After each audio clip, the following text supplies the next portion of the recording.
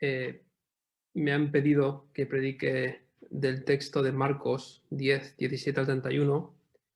Por lo que tengo entendido, estáis haciendo una serie de sermones sobre este maravilloso libro que creo tiene como objetivo, obviamente, decirnos quién es Jesús y también enseñarnos cómo seguirle, ¿no? Es un tema que se repite durante el transcurso del libro de Marcos. Es qué significa seguir a Jesús. Y evidentemente, este texto que voy a enseñar ahora habla mucho sobre qué significa seguir a Jesús a través de esta conversación con este rico.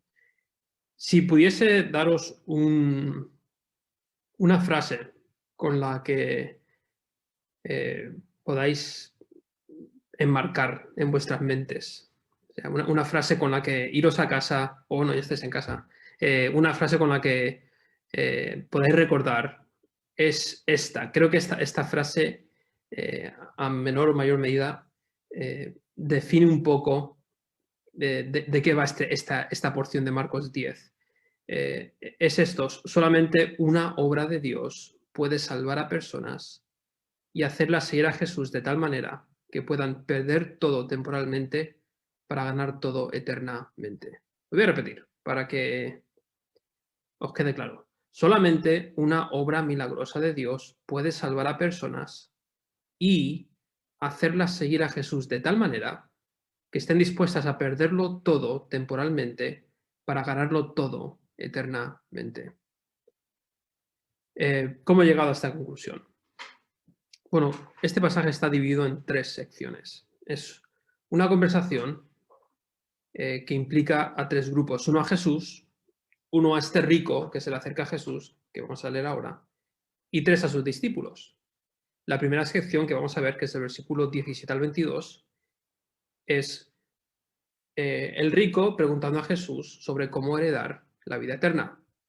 La segunda sección, del 23 al 27, Jesús explica a los discípulos por qué este hombre no puede heredar la vida eterna y cómo pueden las personas heredar la vida eterna. Y en último lugar, Jesús explica a sus discípulos, o mejor dicho, Jesús responde a la pregunta que le hace Pedro el comentario que hace Pedro sobre qué significa seguir a Jesús, ya que ellos lo habían dejado todo.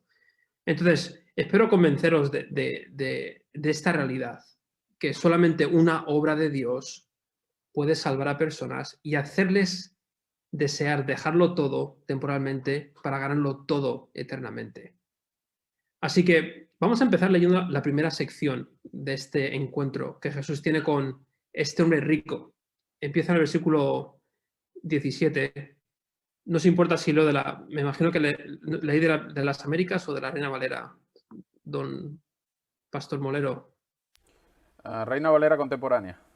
Vale, yo voy a leer de la 60, porque soy muy tradicional y esta Biblia no fue traducida por mi gente, pero que no os importe, porque es la única que tengo ahora. También leo de las Américas, y de la contemporánea, lo que tú quieras. Pero bueno, hoy voy a leer de la 60, del versículo 17 al 22. Dice, al salir él para seguir su camino, vino uno corriendo e hincando la rodilla delante de él, le preguntó: Maestro bueno, ¿qué haré para heredar la vida eterna? Jesús le dijo: ¿por qué me llamas bueno? Ninguno es bueno, sino solo uno, Dios. Los mandamientos sabes: no adulteres, no mates, no hurtes, no digas falso testimonio, no defraudes, honra a tu padre y a tu madre. Él entonces, respondiendo, le dijo: Maestro, todo esto lo he guardado desde mi juventud. Entonces Jesús, mirándole, le amó y le dijo: una cosa te falta. Anda, vende todo lo que tienes y dalo a los pobres, y tendrás tesoro en el cielo. Y ven, sígueme, tomando tu cruz. Pero él, afligido por esta palabra, se fue triste porque tenía muchas posesiones. Esta primera sección comienza de una manera más bien drástica, ¿no? Un hombre viene corriendo a Jesús. O sea, prestar atención a los detalles que incluye Marco en este relato. un hombre rico viene corriendo urgentemente, ¿no?, a Jesús, hinca sus rodillas ante él en postura de honor y respeto y le lanza una pregunta: Maestro bueno, ¿qué haré para heredar la vida eterna? En otras palabras, ¿qué debo hacer para ser salvo? ¿Cómo puedo vivir eternamente en el reino de Dios? Y bueno, Jesús responde de dos maneras. La primera es cuestionando el título con el que se refiere este hombre a Jesús: Maestro bueno.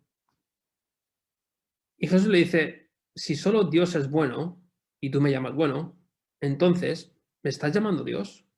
Podemos inferir esto, ¿no?, de la respuesta, que este hombre probablemente creía en Jesús como un buen maestro, pero no necesariamente como Dios hecho hombre, el Hijo de Dios que perdona pecados y que salva a todos los que creen en él. Simplemente creía en Jesús como un buen maestro moral, ya que él era un hombre moral, por lo que hemos leído ya en el texto. Y la segunda respuesta que le da al hombre rico es citando los 10 mandamientos. Pero es interesante que no lista todo el decálogo, solamente lista la segunda parte de los 10 mandamientos.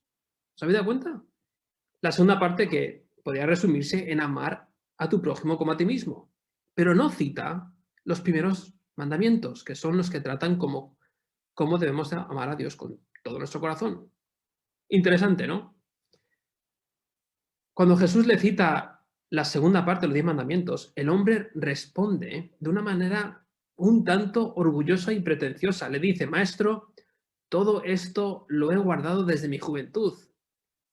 Como, claro, claro que sí. Por supuesto que he cumplido con la ley. Si yo he sido religioso y bondadoso desde mi juventud, ¿no? Mi padre y abuelo es pastor, he sido bautizado desde pequeño en una iglesia sana, mi mujer y yo llegamos al altar vírgenes, hemos educado a nuestros hijos de acuerdo con la ley de Dios, he dado diezmos y ofrendas de todo lo que ganamos. Perdonadme, eso no lo dijo el rico, ¿no? Me he equivocado. Pero, indudablemente, eso lo dicen muchos evangélicos hoy en día cuando se les pregunta si van a heredar el reino de los cielos.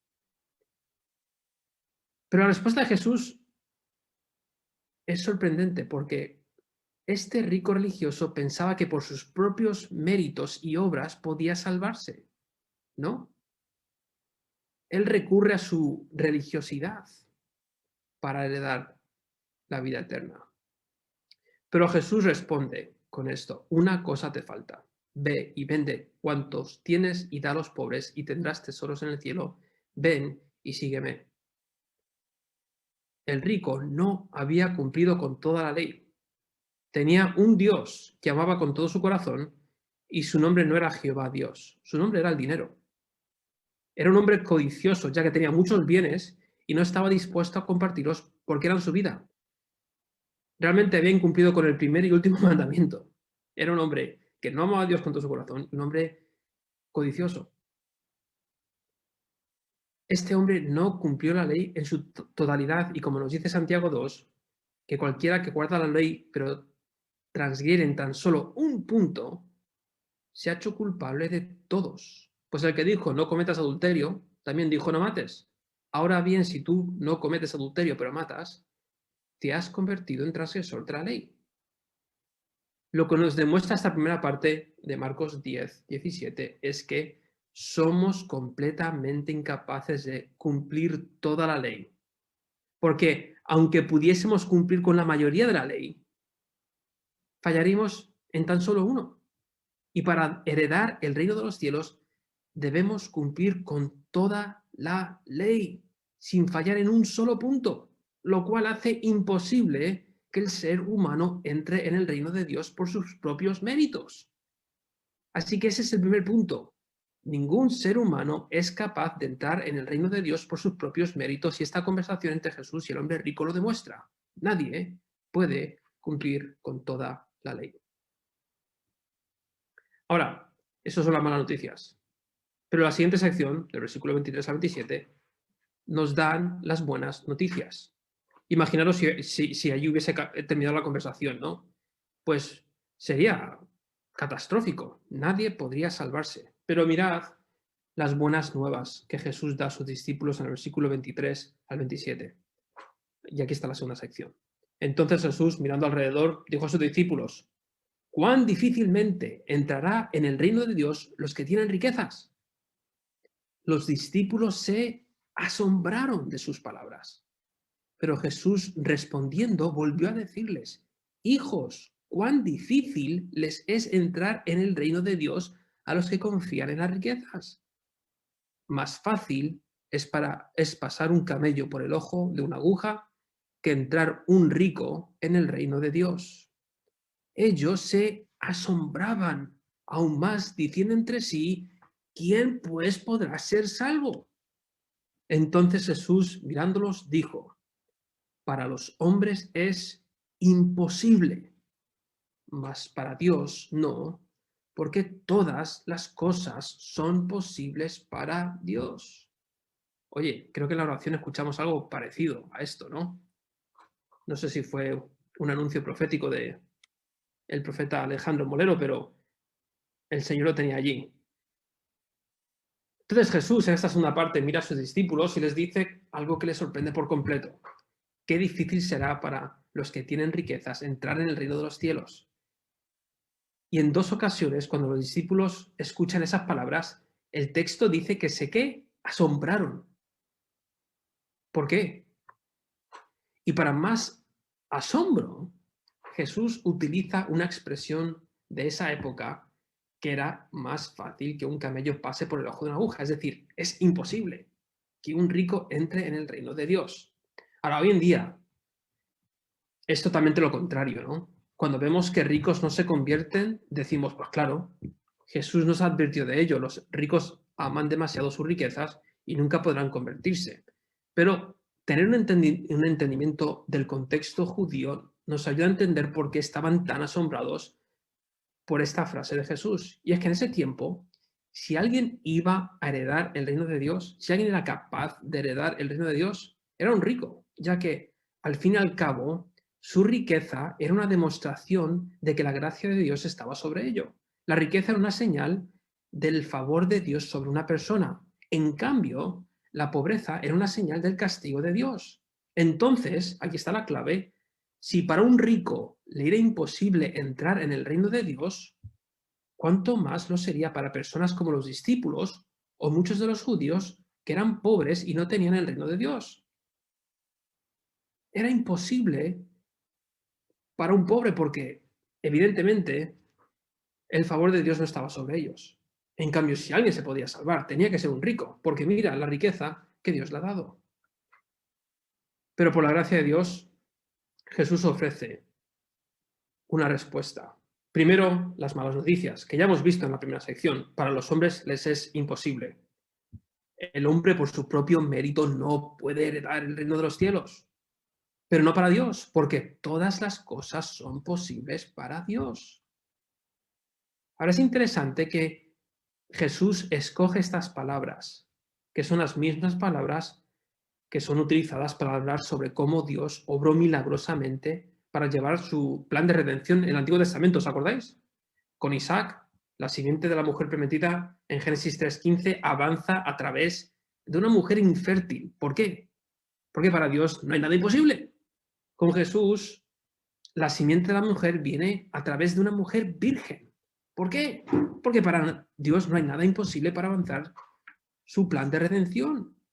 Y ahora Dios nos salva a través de Jesús, a pesar de que somos espiritualmente incapaces de salvarnos. ¿Y por qué lo hace? Porque para Dios no hay nada imposible. Y hermanos, ahí están las buenas noticias. Amigo, ahí están las buenas noticias. Tú no eres capaz de salvarte. Es imposible que tú te salves a través de tus méritos, tus obras, tu religiosidad, tu bondad propia. Es imposible. Pero las buenas noticias son estas. A través de Jesús, Dios puede hacer lo imposible y puede salvarte. Esas son las buenas noticias de Marcos 10, 17 al 27. Para el hombre es imposible, pero Dios lo hace posible a través de Cristo. Pero de repente tenemos una sección más. Y es en el versículo número 28, donde Pedro hace un comentario interesante. Dice, entonces Pedro comenzó a decirle, he aquí, nosotros lo hemos dejado todo y te hemos seguido. Por supuesto, tenía que ser Pedro el que dijese esto, ¿no? Respondiendo Jesús y dijo, de cierto os digo que no hay ninguno que haya dejado casa, o hermanos, o hermanas, o padre, o madre, o mujer, o hijos, o tierras, por causa de mí del Evangelio, que no recibe 100 veces más ahora en este tiempo. Casas, hermanos, hermanas, madres, hijos y tierras. Gloria a Dios, ¿no? Qué buen intercambio. Pero ahí no termina, porque ¿qué dice después? Con persecuciones. Y en el siglo venidero, la vida eterna. Pero muchos primeros serán postreros y los postreros primeros. Ahora, entender la conexión. El hombre rico no estuvo dispuesto a dejarlo todo para seguir a Jesús. Y aquí Pedro intenta justificarse ante la sorprendente respuesta de Jesús al rico, cuando dice, bueno, el rico no lo dejó todo, pero nosotros lo hemos dejado todo y te hemos seguido. ¿Os acordáis cuando, imagino que predicasteis, ¿no? Esa sección hace unas semanas, cuando al principio de Marcos vimos cómo Simón y Andrés, tenían razón Pedro, dejaron las redes, dejaron lo que les sostenía y siguieron a Jesús. Pero, como vemos aquí y seguramente habéis visto en otros pasajes, los discípulos todavía no habían entendido completamente cuáles eran las implicaciones de seguir a Jesús. Os habéis dado cuenta, ¿no? A medida que habéis ido por Marcos, entienden, a veces da la sensación que entienden, pero realmente no entienden. Los discípulos, incluso más adelante veréis el famoso milagro, y perdonad el spoiler que estoy a punto de hacer, pero cuando Jesús da la sensación de que sus poderes no están funcionando bien y requiere 2 veces sanar a un hombre ciego, que primero ve a sombras como árboles que son hombres, y después Jesús lo intenta otra vez, no lo intenta otra vez, era intencionalmente, pero finalmente le abre los ojos, y ese milagro era una ilustración de lo que le estaba pasando a los discípulos. Los discípulos veían, pero no veían, veían borrosamente, y esto es un ejemplo de ello, lo que estamos leyendo en Marcos capítulo 10. Ellos pensaban saber lo que significaba seguir a Jesús, pero realmente no sabían. Y Jesús utiliza la historia del rico para enseñarles qué significa seguir a Jesús. Y seguir a Jesús significa dejarlo todo. Seguir a Jesús implica dejar casa, familia y posesiones. Y la recompensa por hacer esto es doble. En esta tierra, los discípulos recibirían casas, hermanos, lo que dice el texto, madres e hijos. Creo que aquí está hablando de la familia de la fe, creo. A mí me da esa sensación.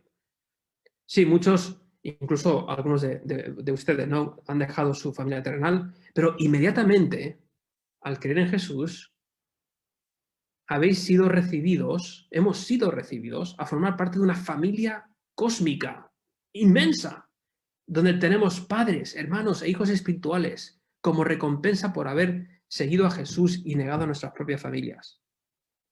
Pero,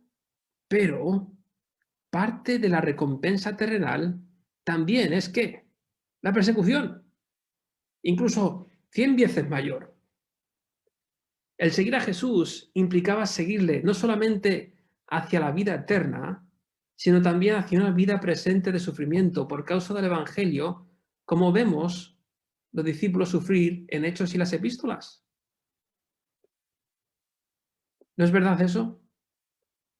Muchos que se entregan a Jesús al ver el caos que ha producido el pecado en sus vidas y se entregan a Jesús, y al día siguiente de entregarse parece que esos problemas se multiplican por 100 y se sorprenden, ¿no?, al decir, pero bueno, yo pensaba que entregarse a Jesús significaba que era libre de problemas. No, aparentemente se multiplican por 100 cuando te entregas a Jesús. Pero, la otra parte de la recompensa es que es eterna y es vida eterna. ¿Veis? Seguir a Jesús es caminar en una vida paralela a Jesús. Seguir a Jesús implica caminar por el mismo camino de negación, sufrimiento y recompensa que el mismo Jesús ha seguido. Recordad, Jesús se despojó a sí mismo para tomar forma de siervo. Se negó a sí mismo. Se humilló siendo obediente hasta la muerte de cruz. Pero toda esa negación y sufrimiento ha resultado en ¿qué? Exaltación, hasta lo sumo, como nos dice Filipenses. Los discípulos también se negaron a muchas cosas, como Simón y Andrés, para seguir a Jesús. Sufrieron en esta vida como leemos en Hechos y las Epístolas, como Jesús sufrió. Pero la recompensa es gloriosa y eterna, ¿sí o no? De la misma manera nosotros, al seguir a Jesús, hemos tenido que negar familia, posesiones, metas, carreras, pero hemos recibido una recompensa inmediata, que es pertenecer a esta familia cósmica, la familia de la Iglesia eterna. Y al mismo tiempo hemos también recibido sufrimiento, rechazo. Pero hermanos, tenemos la promesa de una eterna recompensa, la vida eterna. Así que, ¿cómo aplica todo este texto a nuestras vidas? Pues para empezar, debo hablar con mis amigos que me están viendo ahora, que son incrédulos, que a lo mejor llevan todas sus vidas siendo religiosos, siendo piadosos, con las mejores intenciones. Pero como hemos visto hoy, para heredar la vida eterna debes reconocer que es imposible seguir la ley a la perfección. Es imposible ser lo suficientemente bueno para entrar al reino de Dios. Puedes pensar que eres bueno, religioso, incluso celoso de tu religión, pero todo eso no te puede salvar, ni tú mismo te puedes salvar. Eres incapaz, es imposible cumplir con las exigencias que Dios tiene para entrar al reino de Dios. Pero las buenas noticias es que si hoy reconoces que solo Dios puede salvarte, que Dios hizo una obra que solo Él puede hacer, Él desde el momento en que el pecado entró en el mundo a través de Adán, ha llevado un plan de redención que solo Él podía llevar a cabo, para que, por ejemplo, Jesús naciese en este mundo, cumpliese la ley como nadie la podía cumplir. Jesús cumplió la ley a la perfección y murió la muerte que todos los que habíamos incumplido la ley deberíamos haber sufrido. Pero al resucitar al tercer día, eso permite que ahora todos los que creemos en Él podamos experimentar lo que Pablo describe como redimir a los que están bajo la ley, como estaba el rico, para recibir la adopción de hijos. Ahora somos hijos de Dios y no esclavos de la ley. Somos herederos de la vida eterna.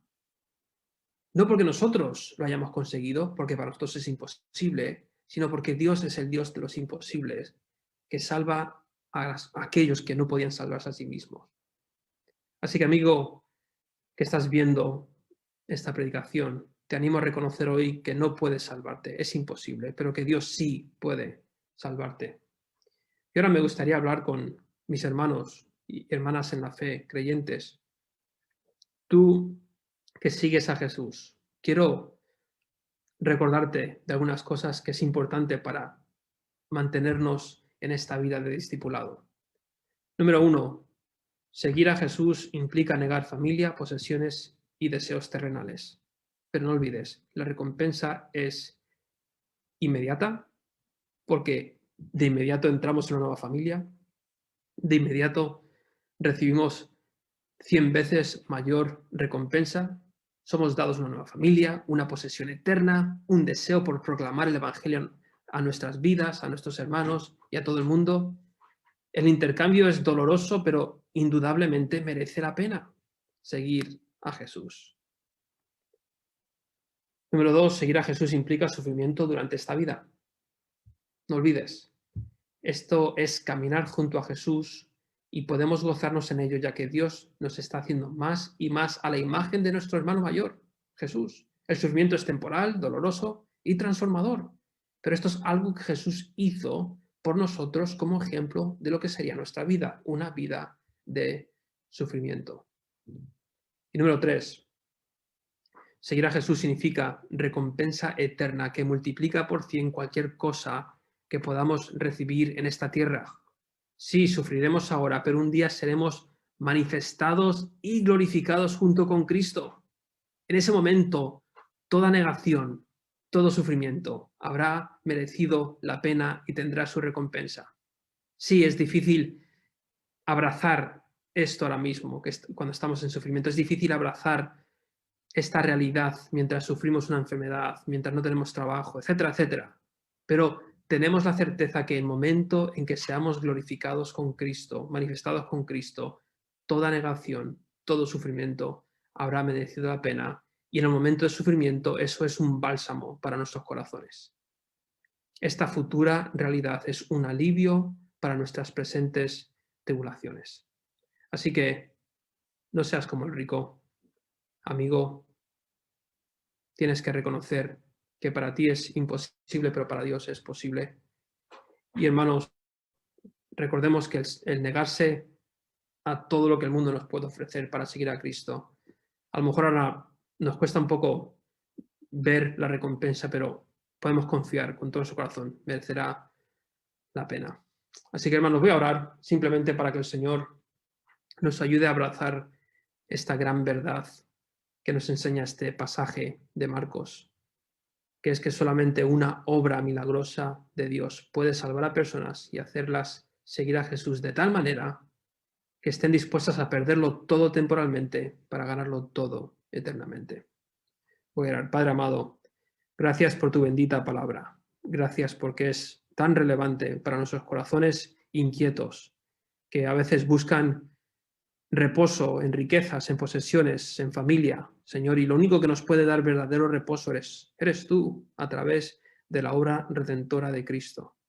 Así que, Padre, te pido que nos ayudes a abrazar estas verdades, que nos ayudes en medio de la tribulación, en medio del rechazo, en medio de la dificultad, a recordar que la recompensa merecerá la pena, Señor, que tenemos una gran realidad, una gran promesa, Señor, a la que podemos abrazar en medio de seguirte y de sufrir como tú sufriste. Así que, Padre, ayúdanos. Y te pido por todos aquellos que estén escuchando este sermón y que todavía no han puesto su fe en Cristo, que siguen pensando que sus bondades y que su religiosidad puede salvarles, Señor, que hoy abra sus corazones para hacerles ver que solamente tú puedes salvarles y tú lo haces a través de la vida, muerte, sepultura, resurrección y ascensión de tu Hijo. Así que, Padre, que hoy puedan haber entendido esta gran realidad y que tu Espíritu lo aplique a sus corazones. Así que, Señor, bendice el resto de este tiempo que vamos a tener ahora. Gracias por mi hermano Alejandro, por la Iglesia Bíblica Sublime Gracia. Por favor, Padre, continúa bendiciéndolos, guiándolos para la gloria de tu nombre. En el nombre del Señor Jesús. Amén. Amén, amén.